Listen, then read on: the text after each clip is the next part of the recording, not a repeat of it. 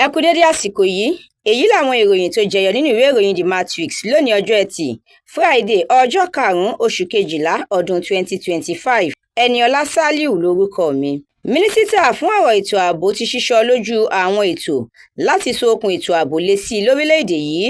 Ó ní ó yẹ káwọn ọmọ Nàìjíríà lè máa sun àsùndọ́kàn kí wọ́n sì máa gbé láìléwu. Ó fi gbogbo ọmọ Nàìjíríà lọ́kàn balẹ̀ pé láìpẹ́ láì jìnnà wọn yóò rí èsì.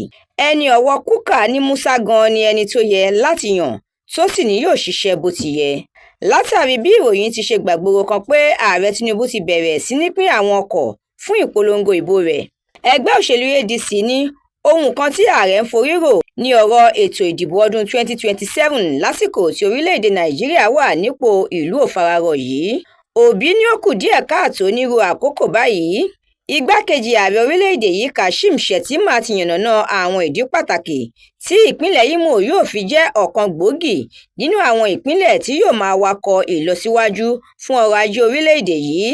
Ààrẹ Bọ́lá Ahmed Tinubu ti fi ìwé orúkọ àwọn aṣojú tí yóò máa ṣojú orílẹ̀-èdè yìí láwọn orílẹ̀-èdè míì ṣọwọ́ sí ilé ìgbìmọ̀ aṣòfin fún àyẹ̀wò. Nnamdi Kanu ti gbé ẹjọ́ míì dìde, ó ti béèrè fún kí wọ́n gbé òun lọ sí ọgbà àtúnṣe tó súnmọ́ Àbújá. Fubara ti pe àwọn olùkọ́ 1000 kan padà látàrí bí àwọn aṣòfin ní ilé ìgbìmọ̀ aṣòfin ìpínlẹ̀ ọ̀hún ṣe tẹnumọ́ ipò tó kù díẹ̀ káàtó tí àwọn ilé ẹ̀kọ́ ìjọba wà ní ìpínlẹ̀ náà. Ẹgbẹ́ òṣèlú ADC ti fìdí ẹ̀ múlẹ̀ pé òun kò tíì kéde ọmọ oyè kankan tí yóò díje lábẹ́ àsíá ẹgbẹ́ òṣèlú náà nínú ètò ìdìbò gómìnà ní ìpínlẹ̀ Ọ̀ṣun eléyìí tí yóò wáyé lọ́dún tó ń bọ̀. Ìròyìn eré ìdárayá.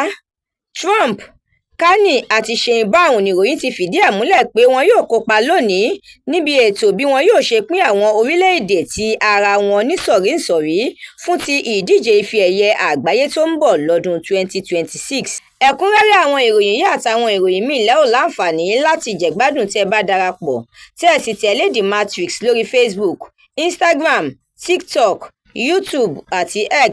Àdúrà mọ́mi Balógun ló ṣe òǹgbùfọ̀ ìròyìn yìí. Ẹniọlá Sàlíù lórúkọ mi.